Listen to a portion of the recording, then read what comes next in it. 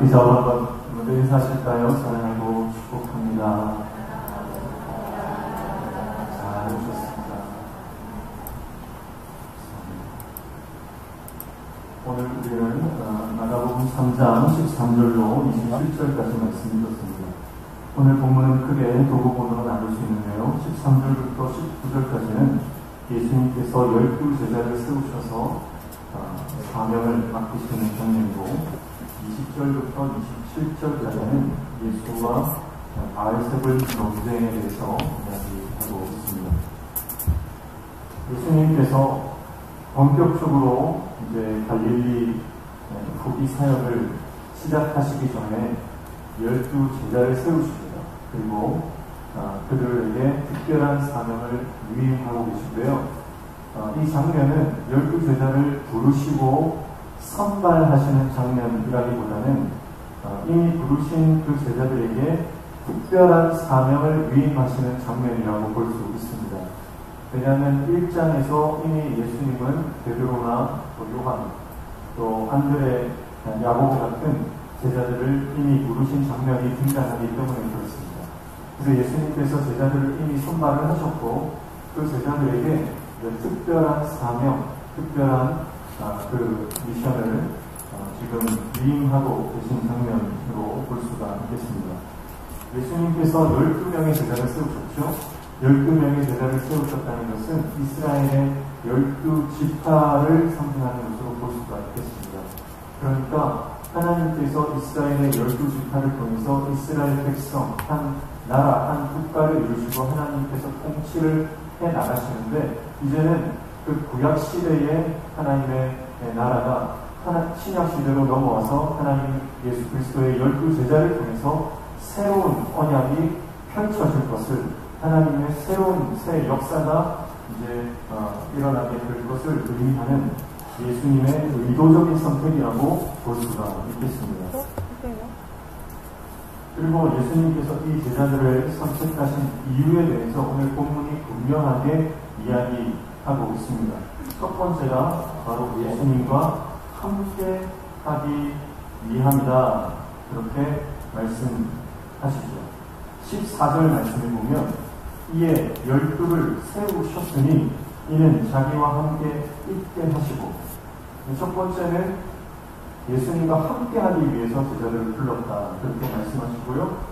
두 번째는 복음을 선포하고 귀신을 내쫓는 권세를 주기 위함이다, 그렇게 이야기합니다. 그래서 14절 하반절에 또 보내사 전도도 하며 15절에 귀신을 내쫓는 권능도 가지게 하여 하심이라고 말씀하고 있습니다.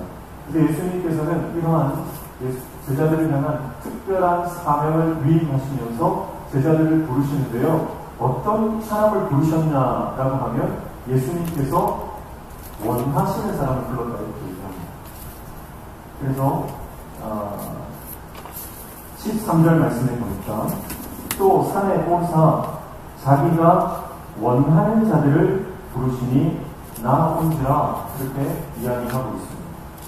예수님은 그분이 원하시는 자들을 제자로 부르시고 특별한 사명을 주셨다고 하는 것입니다. 제자로 부르시는 기준이 있어요. 예수님께서 제자를 부르시는 기준, 특별한 사명을 위임하시는 기준이 있는데, 오늘 본문에는 한 가지입니다. 그 기준은 바로 주님의 원하심입니다. 주님이 원하시면 세우시기도 하고, 주님이 원하시면 사명을 주시기도 하고, 주님이 원하시면 또 그 자리를 내려와야 되기도 하는 것입니다. 우리는 다 하나님으로부터 특별한 사명을 받은 하나님의 특별한 사명자인 줄로 믿습니다. 어떤 사람은 목사로, 사모로, 누구는 장로로, 권사로, 또 안수집사로, 또 교사로, 여러 가지 직분들을 하나님께서 우리에게 주시고 사명을 허락하셨습니다. 그런데 우리를 그렇게 하나님의 직분자로 세우시는 기준이 뭡니까? 우리의 자격입니까? 우리의 조건입니까? 우리의 능력입니까? 오늘 본문은 말합니다. 우리의 자격이나 우리의 어떠함이 아니라 오직 하나님께서 원하시는 사람을 세우신다고 하는 것입니다. 그래서 우리가 과연 내가 이러한 직분을 받을 만한, 감당할 만한 자격이 있는가, 능력이 있는가, 자격에 대해서 고민할 때가 굉장히 많이 있는 것입니다. 제가 명신교회 부임하고 나서도 제 아내와 제가 많이 논의를 했던 게, 많이 고민했던 게, 과연 우리가 이 귀한 사명을 감당할 자격이 있는 사람인가, 그것을 가지고 많은 이야기들을 나누었습니다. 그러니까 결론적으로 하나님께서 우리를 선택했기 때문에, 하나님께서 사명을 맡기셨기 때문에 우리는 순종으로 나아가야 된다고 하는 것입니다. 여러분, 주님께서 우리를 부르신 이유는 하나님께서 우리를 원하셨기 때문에 그분의 주권적인 은혜로 말미암아 우리가 하나님의 귀한 직분을 맡게 된 줄로 믿습니다. 그러므로 자격이나 조건을 생각하지 말고, 다른 사람과 비교하지 말고, 하나님의 그 말씀에 순종함으로 주님이 원하시는 그 사명을 감당해내는 신실한 주님의 정도 되시기를 축복합니다. 그런데요, 주님이 원하시고 사랑하신 그 제자들을 예수님께서 부르시고 사명을 주셨지만 다 그를 사랑하고 원하는 것은 아니었습니다. 오늘 제자들의 이름이 쭉 나오는데 마지막 19절 말씀에 이렇게 이야기하죠.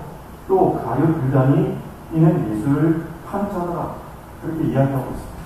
그러니까 제자들의 이름을 나열하면서 마가 저자는 의도적으로 가룟 유다는 예수님의 판자라고 하는 것을 부연 설명하고 있습니다. 그것은 무엇을 말하시냐면, 예수님이 우리를 원해도 예수님이 원하시는 사람, 예수님이 사랑하는 그 사람들이 다 예수님을 원하고 사랑하는 것은 아니라는 말입니다. 예수님도 배신을 당하고, 예수님도 배반을 당하고, 예수님도 거절을 당하고, 예수님도 버림을 받는다 이 말입니다. 이것이 무엇을 말합니까? 우리가 살아가는 세상도 우리가 주님의 길을 따라갈 때에 동일하게 배반을 당하고, 배신을 당하고, 거절을 당할 수 있다는 말입니다. 그때 우리는 예수님을 생각해야 합니다. 예수님을 기억해야 합니다. 여러분, 우리가 우리를 환영하지 않고 사랑하지 않는 사람이 주님의 사명을 감당하다 보면 반드시 있다는 겁니다. 그것을 기억하고, 내가 아무리 천사처럼 살아도 나를 반대하는 사람은 반드시 있다는 것을 기억하고, 그런 사람들 앞에서 예수님을 생각하라는 목회자들 가운데 이런 얘기가 있어요. 아무리 천사처럼 목회해도 반대하는 사람이 있고, 아무리 개떡같이 목회해도 따라오는 사람이 있다, 이런 이야기를 하는데요. 여러분, 우리가 인생이 그런 거예요. 우리가 아무리 인생을 열심히 살고 선하게 살고 주님의 일을 감당할 때도, 우리가 열심히 주님의 교회를 섬겨도 꼭 반대하는 사람이 있고 싫어하는 사람이 있더라라고 하는 것입니다. 배반당하고 거절당하신 예수님처럼 우리도 그런 일을 당할 수 있는데, 그때 우리는 먼저 배신당하고 먼저 거절당하신 예수님을 생각하고 예수님의 마음을 품을 때에 그 모든 상황들을 이겨나가고, 그 상황 속에서도 의연히 대처할 수 있는 줄로 믿습니다. 그리고 사람들이 아무리 우리를 미워하고 싫어한다고 하더라도 기억해야 할 것은, 주님은 우리를 싫어하지 않으시고 주님은 우리를 버리지 않으시고 끝까지 우리를 원하시는 분이다라고 합니다. 사람들이 아무리 우리를 원하지 않아도 주님이 우리를 원하신다는 생각으로 날마다 주님 그 손에 붙들릴 때에 우리는 거절과 배반의 상황 가운데서도 우리는 승리할 수 있는 줄로 믿습니다. 이 세상에서 가장 존귀하신 분이, 세상 그 무엇과도 비교할 수 없는 가장 귀한 예수님께서 우리를 원하시고 우리를 사랑하고 계신다, 그 생각을 한다면 더 이상 우리는 다른 것이 필요하지 않다. 오늘 그 예수 그리스도의 원하심과 사랑 안에 거하는 저와 여러분 되시기를 축복합니다. 이제 이렇게 자기가 원하는 자들을 부르셨는데, 첫 번째 이유가 바로 함께하기 위함이라는 것입니다. 그래서 예수님은 그의 공생의 기간 동안 3년 반 그 시간 동안 제자들과 늘 함께하고 동고동락했습니다. 뭐든지 함께했죠. 그의 사역을 직접 보고 듣고 느낄 수 있도록 제자들을 곁에 두셨고, 그리고 그 제자들에게 그 사역에 동참할 수 있는 기회도 특권도 주셨습니다. 그리고 예수 그리스도의 인격을 통해서 하나님의 성품과 하나님의 나라를 경험하게 하십니다. 그런데 그 안에는 훗날 자신을 배반할 가룟 유다도 들어 있었다는 말입니다. 함께하는 게 중요합니다. 그런데 함께하는 것보다 더 중요한 것이 뭐냐면 끝까지 함께하는 것. 함께하는 것. 지금 함께할 수 있는 것은 어쩌면 쉬운 일인지 몰라요. 그러나 끝까지 함께하는 것은 어려운 일이에요. 지금 충성하는 것은 누구나 할 수 있습니다. 그러나 끝까지 충성하는 것은 아무나 하는 것이 아닙니다. 지금 내가 예배 드릴 수 있습니다. 그러나 내 목에 칼이 들어와도 예배할 사람은 많지 않다는 거예요. 내가 손해를 보더라도 하나님과 동행하고, 내가 오해를 받고 핍박을 받아도 하나님과 함께하는 결단을 하는 사람들은 많지 않다라고 하는 것입니다. 실패하고 넘어진 제자들이지만 그 제자들은 그래도 끝까지 주님 편에 섰어요. 그러나 가룟 유다는 어떻습니까? 그 주님을 끝까지 쫓아가지 못하고 배반하고 주님과 다른 길로 가게 되어 버린 것입니다. 아무리 제자들이 실패하고 넘어졌지만 끝까지 예수님 편에 섰을 때에 예수님께서는 그들을 영광스러운 하나님 나라의 사도로 세우셨습니다. 끝까지 충성하는 자에게 하나님은 영광스러운 은혜를 허락해 주실 줄로 믿습니다. 그러나 마지막에 예수님을 떠난 가룟 유다는 그 영광에서 제외되고 그 마지막 최후의 인생이 비참하게 끝나게 되는 것입니다. 여러분, 그러므로 어떠한 어둠의 방해와 핍박이 있어도, 또 세상의 음모와 또 가진 유혹 속에서도 우리는 끝까지 예수 그리스도를 선택하고 그분 편에 서는 하나님의 사람, 주님께 속한 사람 되시기를 축복합니다. 끝까지 충성하며 그분과 동행할 때 우리는 그 길의 끝에서 놀라운 하나님의 영광을 경험하게 되고 놀라운 상급을 얻게 될 줄로 믿습니다. 그래서 끝까지 함께하는 여러분, 제가 이번 주에 금성교회 김경호 목사님을 만났습니다. 그분의 목회 스토리를 들었는데요.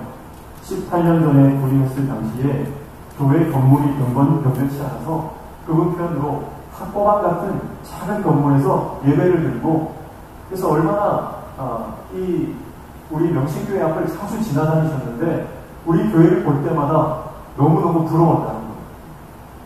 하나님, 우리도 저런 멋진 건물이 있으면 좋겠습니다. 너무너무 부러워서 지나다닐 때마다 우리 교회 건물을 보고 부러워하면서 하나님께 기도를 했다. 그래서 그 마음에 소망을 품고, 하나님, 우리도 하나님 건물 주십시오. 그 소망을 품고 열심히 살아가셨고, 처음에 18년 전에 부임했을 때 빚이 5천만 원이 있었다. 근데 2년 만에 그 빚 5천만 원을 다 갚고 하나님께서 한 해 한 해 은혜를 주시는데 그 주위에 있는 집들을 한 채 한 채 사기 시작했습니다. 그리고 12채의 집을 사셨다는 거예요. 그리고 지금 그 자리에 교회 건물을 세웠는데 29억 건축을 하고 7층짜리 건물이 들어섰죠. 그래서 지금은 명신교회를 봐도 안 부럽다고 하더라고요. 근데 그 목사님이 마지막에 이런 말씀을 하셨습니다. 충성도 하다가 멈추면 아부가 되고, 아부도 끝까지 하면 충성이 됩니다. 끝까지 충성하십시오. 저는 몇십억 건축했다는 얘기, 또 몇 층짜리 건물을 세웠다는 얘기는 잘 생각이 안 나고요. 계속 제 마음의 뇌리 속에 남아있던 그 문장이 바로 목사님 말씀하셨던 그 문장. 충성도 중단하면 아부가 되고, 아부도 끝까지 하면 충성이 되고, 끝까지 함께 하는 것이 힘들다는 거예요. 끝까지 충성하는 것이 어렵다는 거죠.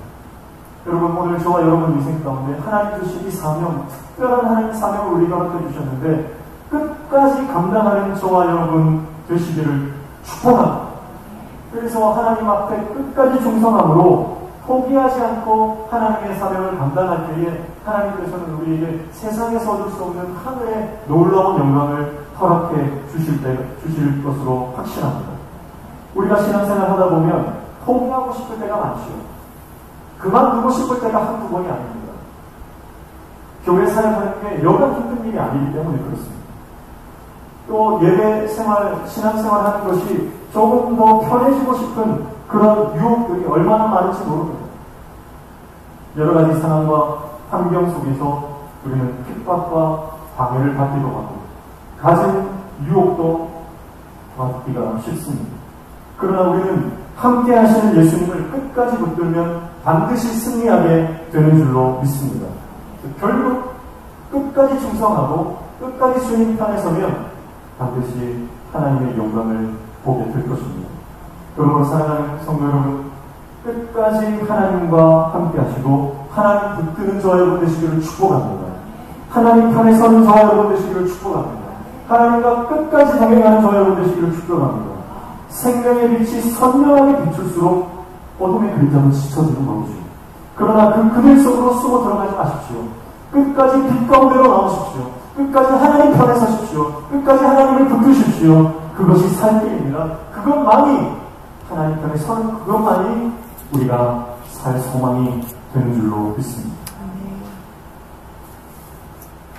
그리고 두 번째로 예수님께서 제자를 부르실 때에 복음을 선포하고 귀신을 내어주는 권세를 주시기 위함이다. 그렇게 말씀합니다. 그런데 이 하나님 나라의 복음 전파와 이 축사, 축비 사역을 같이 묶어서 이야기하고 있죠. 그 이유는 바로 이 악한 영이 떠나가는, 귀신이 떠나가는 이 현상은 하나님 나라의 통치가 이 땅에 실현됨을 보여주는 가장 극명한 증거가 되기 때문에 그렇습니다. 그래서 이 마가복음서에서는 이 두 가지를 같이 묶어서 이야기하는 경우가 많은 것을 보게 됩니다. 빛이 비치는 곳에 어둠이 물러가듯이 하나님 나라의 통치가 실현되는 곳에는 악한 영이 떠나가는 역사가 일어나게 될 줄로 믿습니다. 복음의 강력한 능력이 실현되는 곳에는 모든 무너져버린 것들이 복구되고 회복되는 역사가 일어나는 것입니다. 그러므로 우리는 이 강력한 복음의 능력을 소망 없이 살아가는 모든 이들에게 증거하는 삶을 살아야 합니다. 왜냐하면 모든 가정을 결박하고 절망으로 끌고 가는 모든 악한 영들을 대적할 수 있는 유일한 능력이 바로 이 복음밖에 없기 때문에 그렇습니다. 복음의 능력 외에는 우리를 묶고 있는 이 죄의 사슬을 끌어낼 길이 없는 것입니다. 그러므로 우리는 이 복음의 능력을 가지고 지금 이 시간에도 개인의 삶을 파괴하는 모든 악한 영, 가정을 무너뜨리고 파괴하는 모든 악한 영, 우리의 삶을 절망의 구렁텅이로 끌고 가는 원수 마귀 사단의 죄의 사슬을 풀어줘야 하는 것입니다. 예수 그리스도의 복음의 능력을 가지고 날마다 모든 악한 영들을 몰아내는 저와 여러분 되시기를 축복합니다. 요한복음 10장 10절 말씀에 도둑이 오는 것은 도둑질하고 죽이고 멸망시키려는 것뿐이요 내가 온 것은 양으로 생명을 얻게 하고 더 풍성히 얻게 하려는 것이다. 그렇게 말씀합니다. 악한 영은 언제든지 우리의 생명을 도둑질하고 약탈하고 지옥으로 끌고 가려고 하는 것입니다. 그래서 고린도후서 11장 14절 말씀처럼 사탄은 광명한 천사로 가장하여 우리에게 날마다 미끼를 던집니다. 돈과 명예와 권력과 쾌락의 미끼로 우리를 유혹하는 것입니다. 그리고 그 유혹에 걸려든 자마다 결박하여서 지옥 백성 되게 하는 것이 악한 영의 사유입니다. 그 결국은 사망이고 절망이고 눈물이고 후회밖에는 없습니다. 그러나 예수님께서 오신 것은 우리에게 생명을 주려 하며 더 풍성한 삶을 누리게 하시는 줄로 믿습니다. 하나님의 자녀의 특권을 누리면서 살아가도록 하나님께서는 우리의 삶을 복주시는 분이십니다. 천국 백성 되게 하시는 분입니다. 우리를 하나님의 자녀가 되게 하십니다. 하나님의 놀라운 구원의 그 경륜에 포함되어 그 영원한 복락을 다 누리게 하시는 것이 예수님께서 이 땅에 오신 목적인 줄로 믿습니다. 그러므로 우리 삶 가운데 이 복음의 능력이 늘 선포되어져야 하나님의 복음이 선포되어져야 됩니다. 자기 자신에게 스스로 자신을 향해서 이 복음을 선포하십시오. 보혈의 능력을 선포하십시오. 그래서 나는 더 이상 죄의 노예가 아니고 예수님께서 나를 핏값으로 사셨으므로 나는 하나님의 자녀다. 나는 하나님의 소유다. 나는 예수 그리스도의 핏값으로 사신받으러 나는 그리스도에 속한 자, 그리스도의 사람이다 라고 날마다 선포하며 악한 영들을 대적하는 기도를 하십시오. 그때 우리를 묶고 있는 모든 죄의 결박들이 풀려지고 자유케 되는 역사를 경험하게 될 줄로 믿습니다. 그리고 여러분의 가정 가운데 선포하십시오. 우리 가정을 묶고 있는 모든 죄의 결박 가운데 예수 그리스도의 복음을 선포하고 하나님의 나라를 선포하십시오. 남편을 향해 선포하고 아내를 향해 선포하고 우리 자녀들을 향해서 선포하고 우리 부모님들을 향해 이 복음의 능력을 선포하십시오. 그때 모든 세상의 영들이 떠나가고 자유케 되며 하나님께 돌아오는 역사가 일어나게 될 줄로 믿습니다. 여러분의 직장 가운데도 선포하십시오. 이 직장도 하나님의 주권 안에 있다고 선포하시고 보혈로 덮어버리십시오. 그러면 그 복음이 선포되어지는 곳에 어둠의 영이 떠나가고 하나님의 나라가 임하는 놀라운 역사가 일어나게 될 줄로 믿습니다. 여기서 우리가 하나님의 자녀로 선택을 받고 하나님의 자녀가 되었다면 더 이상 죄에 끌려다니는 인생, 세상에 주눅들어서 살아가는 인생이 아니라 하나님의 능력을 마음껏 사용하고 그 특권을 누리는 인생으로 살아가는 저와 여러분 되시기를 축복합니다. 우리 명신교회 가운데도 이 복음이 날마다 선포되어져야 되고 우리 교회가 복음의 능력을 강력하게 선포할 때에 우리 교회 안에 모든 분열의 사슬이 끊어지고 우리 안에 모든 어둠의 영들을 떠나가고 하나님의 빛임으로 우리 안에 새로운 역사와 부흥의 일들이 일어나게 될 줄로 믿습니다. 바꿔서 말하면 우리에게 주어진 모든 은사와 이 능력은 예수 그리스도의 복음을 위해서만 사용되어야 한다라는 것입니다. 하나님 나라의 영광을 위해서 사용하도록 하나님께서 우리에게 능력을 주십니다. 이것을 자기 자신의 영광을 위해서 사용해서는 안 될 것입니다. 마태복음 28장 18절 이하에 하늘과 땅의 모든 권세를 내게 주셨으니 그러므로 너희는 가서 모든 민족을 제자로 삼아 아버지와 아들과 성령의 이름으로 세례를 베풀고 내가 너희에게 분부한 모든 것을 가르쳐 지키게 하라 말씀합니다. 하늘과 땅의 모든 권세를 주신 목적이 뭡니까? 복음 전파입니다. 제자 삼는 것입니다. 이것을 위해서 하나님께서는 우리에게 하늘과 땅의 모든 권세를 주셨다라고 하는 것입니다.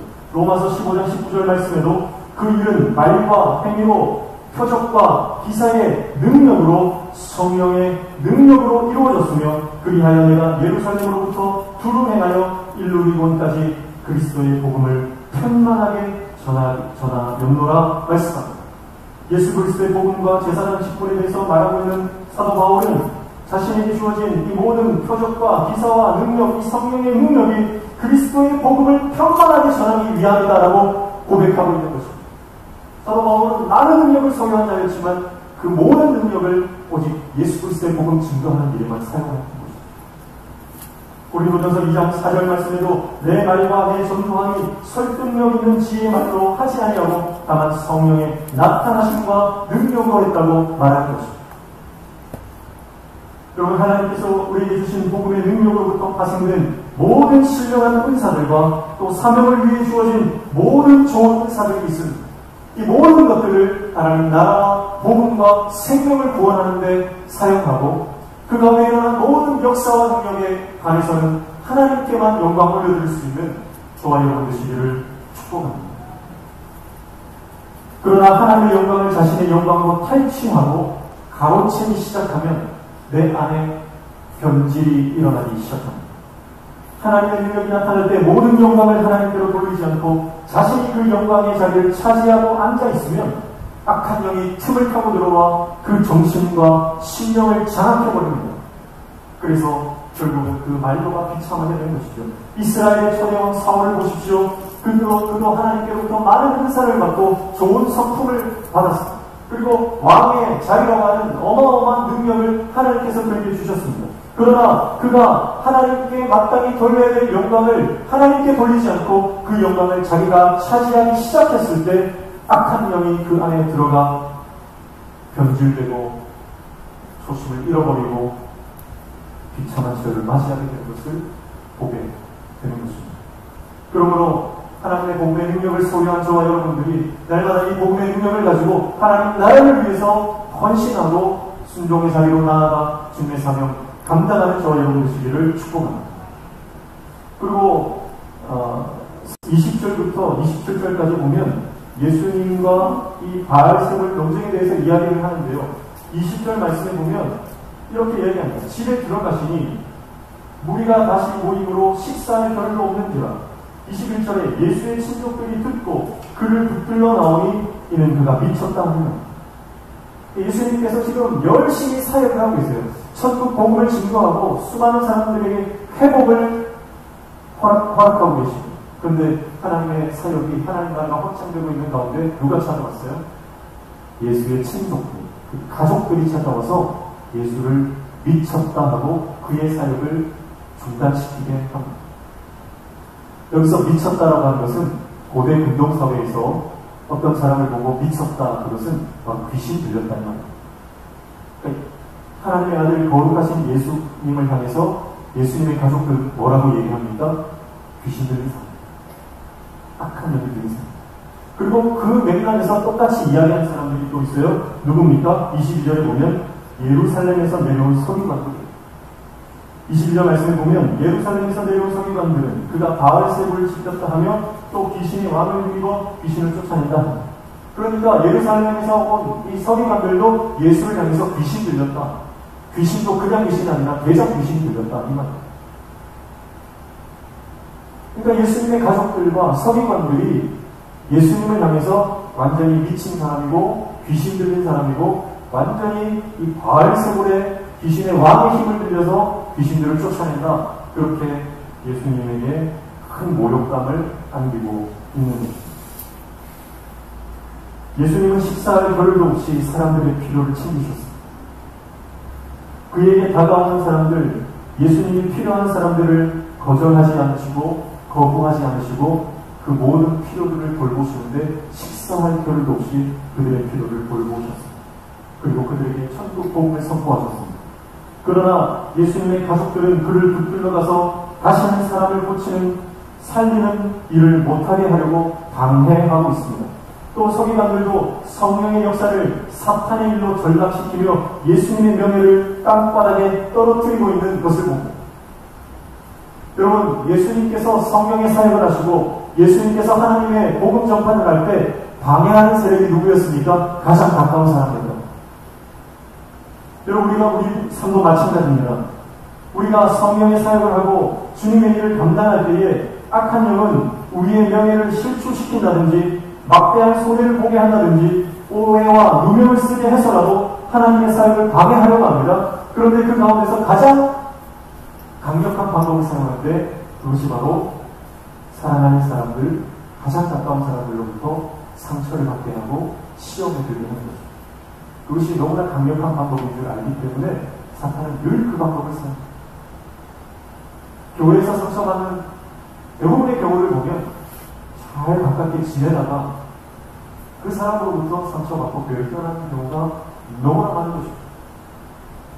10사람이 있어도 10 중에 9이 나를 좋아하고 나를 찬성해도 한 사람이 나를 싫어하고 나를 미워하면 그 한 사람 때문에 상처받고 스트레스 받는 것이 우리 인간입니다.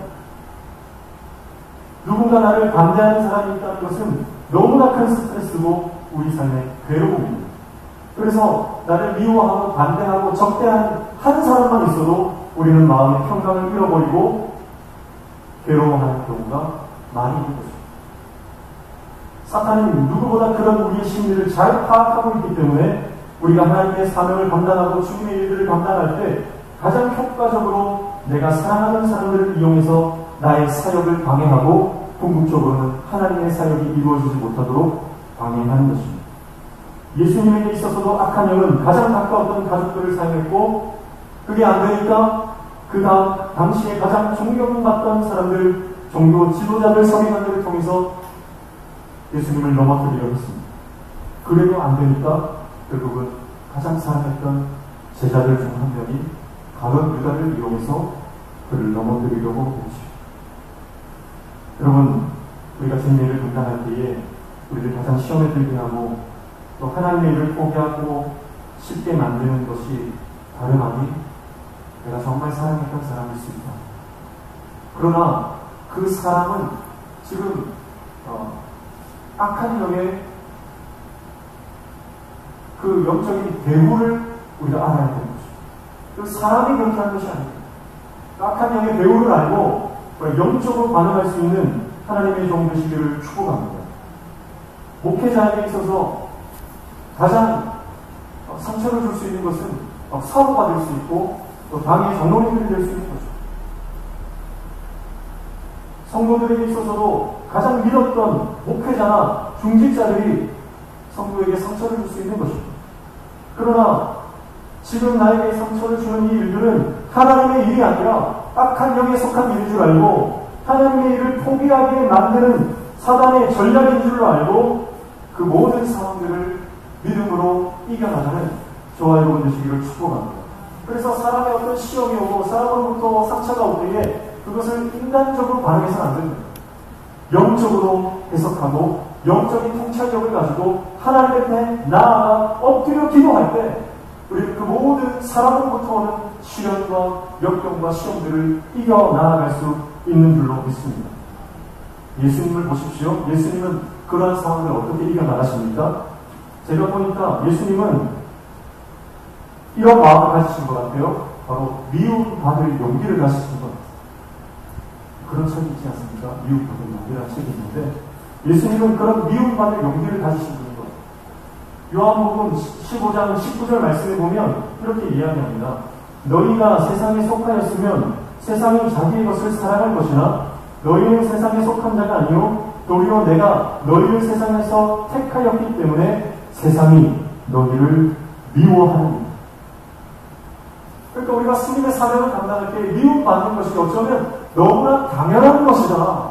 예수님은 그러한 인식을 가지고 계셨습니다. 그러므로 세상이 자기를 반대하고 어떤 사람이 자기를 방해해도 예수님은 그 미움받는 것에 대해 두려워하지 않았다. 그래서 사람들의 방해와 거절 속에서도 예수님은 끝까지 하나님의 사명을 감당할 수 있었던 것입니다. 그러므로 우리는 하나님의 일을 할 때에 항상 기억해야 할 것이 반드시 주님의 사명을 감당하면 이 사명을 포기하게 만드는 상황이나 사람이 반드시 한 번은 있다. 그것을 기억하고 마음의 염두에 두고 하나님의 사명을 감당해야 합니다.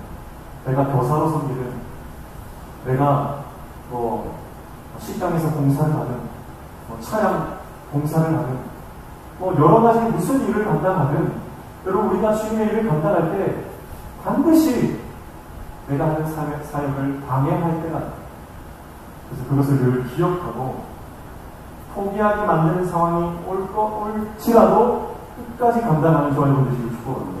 갈라디아서 6장 9절 말씀에 보면 그래서 이렇게 얘기합니다. 우리가 선행하되 낙심하지 말지니 포기하지 아니하면 때가 이름에 거두리라 말씀하는 것입니다. 그래서 사람들이 나를 거절한다고 해도 낙심하지 마십시오. 사람들이 나를 싫어한다고 해도 낙심하지 마십시오. 사람들이 나를 배신하고 아픔을 준다 하더라도 여러분 낙심할 필요가 없는 것입니다. 우리가 그 시간들을 하나님과 동행하여 잘 이겨나가면 그 끝에는 반드시 하나님의 열매가 있는 줄로 믿습니다. 그리고 예수님은 그러한 거절과 배신이 있을 때에 사명에만 집중하시는 모습을 볼 수가 있습니다. 그래서 20절 말씀을 보면 이렇게 얘기하죠. 집에 들어가시는 우리가 다시 모임으로 식사할 겨를도 없는지라. 예수님께서 식사할 겨를도 없이 주님의 사명을 감당하는데 이것은 예수님께서 하나님의 사역을 얼마나 집중하셨는가, 얼마나 몰입하셨는가를 알 수 있는 대목입니다. 그래서 식사할 겨를도 없이 영원 구원에 집중하시는 예수님의 모습을 보면서 우리는 주님의 사명에만 집중하고 하나님의 말씀에만 집중하고 하나님의 그 나라의 일들에 몰입하면 다른 데 신경 쓸 겨를이 없는 거죠. 쓸데없는 일과 상황에 눈 돌릴 틈이 없게 되는 거죠. 그러므로 우리는 하나님 말씀에 집중하고 주님의 사명에 몰입할 때 사명의 자리를 끝까지 지킬 수 있는 줄로 믿습니다. 수많은 공격 가운데서 세상의 유혹 가운데서 우리는 그 문제와 상황에 집중하지 말고 하나님께 집중하는 저의 축복합니다. 우리를 힘들게 하고 어렵게 하고 우리 마음을 아프게 하는 그 모든 상황들에 몰입하지 말고 하나님의 약속의 말씀을 붙잡고 사명에 집중합니다. 우리는 끝까지 주신 사명 잘 감당하게 될 줄로 믿습니다. 그래서 주님 말씀에 집중하고 주님 사명에 집중할 때 시간 낭비가 없는 거예요. 여러분, 하나님 나라를 확장하고 하나님의 복음을 증거하는 이 놀라운 사명을 하나님은 우리에게 주셨습니다. 놀라운 감격과 기쁨, 소망 가운데서 끝까지 이 일들을 감당함으로 하나님께서 저와 여러분의 개인의 삶을 영광스럽게 변화시키시고 역전시키실 뿐만 아니라 우리 명신교회도 하나님 앞에 사명 감당하여 주님만 바라보고 달려나가는 우리 교회가 될 때에 하나님 우리 교회 가운데 놀라운 열매를 먹게 하시고 놀라운 열매를 보게 하시고 하나님의 영광스러운 그 빛 가운데로 우리를 들어가게 하셔서 모든 교회의 본이 되고 모든 하나님의 백성들의 놀라운 모델이 되어주는 그런 귀한 은혜와 복을 우리가 다 받아들이게 될 줄로 믿습니다. 이 소망을 품고 끝까지 주님 따라가는 하나님과 함께하는 주님의 속한 자 다 되시기를 주님 이름으로 축복합니다. 하나님 아버지, 힘들고 어려운 상황 가운데서도 주님 앞에 나와 예배합니다. 예배의 재단 믿음으로 사는 모든 성도들을 기억하시고 하나님 이 시간 예수님과 늘 함께하는 인생 되게 하시며 주님 주신 그 놀라운 복음의 능력을 선포함으로 하나님의 나라가 확장되고 하나님의 놀라운 사역들이 건설되어지는 그 영광을 경험하며 나아가는 우리의 삶 되도록 주님 인도하여 주시옵소서. 예수님 이름으로 기도하옵나이다. 아멘.